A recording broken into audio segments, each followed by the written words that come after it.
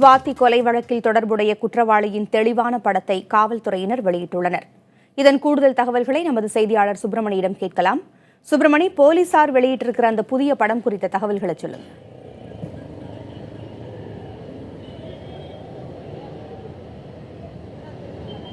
ஸ்வாதி கொலை வழக்கு தொடர்பாக 8 தனிப்படைகள் அமைக்கப்பட்டு பல்வேறு கோணங்களில் விசாரணை நடத்தி கொண்டிருக்கிறார்கள். சந்தேகப்படக்கூடிய அந்த நபரின் காட்சிகள் ஏற்கனவே கண்காணிப்பு கேமராவில் பதிவாகியிருந்தது. அதனை கைப்பற்றி பல்வேறு விசாரணை நடத்தப்பட்டு வந்தது. இந்த நிலையில் அவர் பற்றிய தகவல்கள் கிடைத்தால் பொதுமக்கள் தாராளமாக காவல்துறையை அணுகி தெரிவிக்கலாம் என்று ஒரு வலியுறுத்தலும் வைக்கப்பட்டிருந்தது. ஆனால் அந்த கண்காணிப்பு கேமராவில் பதிவாகியிருக்கக்கூடிய அந்த நபரின் முகம் தெளிவாக இல்லாமல் இருந்தது. இந்த நிலையில் இன்று காவல்துறைக்கு அந்த சந்தேகப்படக்கூடிய நபரின் படம், தெளிவான படம் கிடைத்திருக்கிறது. அதனை தற்போது சென்னை மாநகர காவல்துறையினர் வெளியிட்டிருக்கிறார்கள். இந்த படத்தை பார்த்திருக்கக்கூடிய பொதுமக்கள் அவர்கள் பற்றிய தகவல் தெரிந்தாலோ வேறு எங்கே பார்த்தாலோ உடனடியாக காவல்துறைக்கு தெரிவிக்கும்படி என்று அறிவுறுத்தப்பட்டிருக்கிறது. அது மட்டுமல்லாமல் இந்த வழக்கு விசாரணை தொடர்பாக மேலும் 2 பேரை பிடித்து காவல்துறை விசாரணை நடத்தி கொண்டிருக்கிறார்கள். போரூர் பூந்தமல்லி பகுதியை சேர்ந்த அந்த 2 பேரையும் தற்போது போலீசாரின் விசாரணை வளையத்துக்குள் இருக்கிறார்கள் என்றுதான் சொல்ல வேண்டும். இவர்கள் 2 பேரும் சமீபத்தில் அந்த கொலை சம்பவம் நடப்பதற்கு முன்பாக ஸ்வாதியிடம் தொலைபேசியில் பேசியிருக்கிறார்கள். எனவே என்ன பேசினார்கள், இவர்களுக்கும் ஸ்வாதிக்கும் என்ன சம்பந்தம் என்ற பல்வேறு கோணங்களில் தற்போது விசாரணை சென்று கொண்டிருக்கிறது. சுப்பிரமணி, பெங்களூரு, மைசூரு போன்ற இடங்களிலும் ஏதாவது துப்பு கிடைக்குமா என்று காவல்துறை விசாரணை நடத்திட்டு வந்துட்டு இருக்குது. அதுல ஏதாவது ஆதாரங்கள் இதுவரைக்கும் கிடைச்சதா?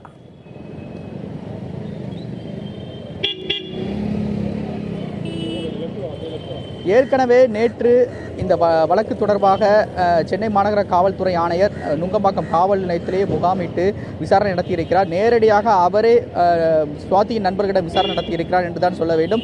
இதற்கிடையில் தனிப்படை போலீசார் 2 தனிப்படை போலீசார் பெங்களூர் மற்றும் மைசூரில் முகாமிட்டிருக்கிறார்கள். பெங்களூரில் இருக்கக்கூடிய அவரது உடன் பணிபுரிந்த சக ஊழியர்கள் மற்றும் நண்பர்களிடம் விசாரணை நடத்தப்பட்டிருக்கிறது.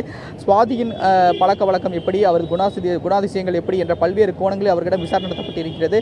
அது மட்டுமல்லாமல் ஸ்வாதி அந்த கொலை நடந்த இடத்தில், அதாவது கொலை நடந்த நுங்கம்பாக்கம் ரயில் நிலையத்தில் அந்த நேரத்தில் மட்டும் செல்போன் டவரை வைத்து அதாவது கால் ரெக்கார்ட்ஸ் உரையாடல்கள் எடுக்கப்பட்டிருக்கிறது. கிட்டத்தட்ட 5 லட்சம் உரையாடல்கள் எடுக்கப்பட்டிருக்கிறது என்று காவல்துறை தரப்பில் தெரிவிக்கப்பட்டிருக்கிறது.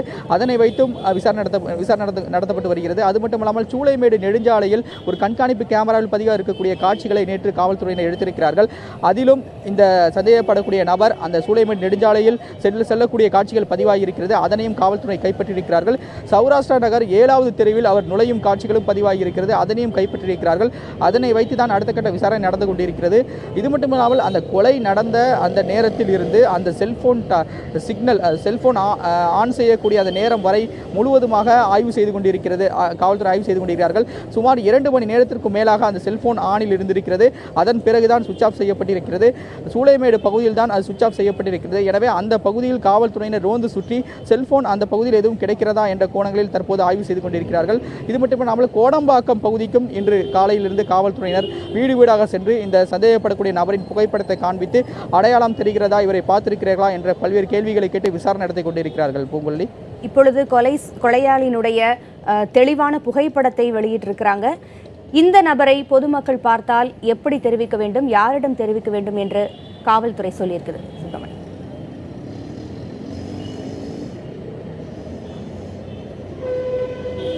இவர் பற்றிய தகவல் தெரிந்தால் முதல் கட்டமாக காவல்துறை கட்டுப்பாட்டு அறைக்கு தெரிவிக்கலாம் என்ற ஒரு வலியுறுத்தல் வைக்கப்பட்டிருக்கிறது. தெரிவிக்கக்கூடிய நபர் குறித்த எந்த தகவலும் வெளியிடப்படாது, ரகசியம் காக்கப்படும் என்றும் காவல்துறை தரப்பில் தெரிவிக்கப்பட்டிருக்கிறது. அது மட்டுமல்லாமல் நுங்கம்பாக்கம் காவல் நிலையத்திற்கு தெரிவிக்கலாம். அது மட்டுமல்லாமல் ஏற்கனவே சென்னை மாநகர காவல்துறையினர் இது தொடர்பான தொலைபேசி எண்களை வெளியிட்டிருந்தார்கள். நுங்கம்பாக்கம் காவல் ஆய்வாளர், அதே போல உதவி ஆணையர், துணை ஆணையர், இணை ஆணையர், கூடுதல் ஆணையர் அனைவருடைய தொலைபேசி எண்கள் வெளியிடப்பட்டிருந்தது. அதனை வைத்து நீங்கள் சுலபமாக நேரடியாக கூட தகவல்களை தெரிவிக்கலாம் என்ற ஒரு அறிவுறுத்தலும் வைக்கப்பட்டிருக்கிறது. உங்களுடைய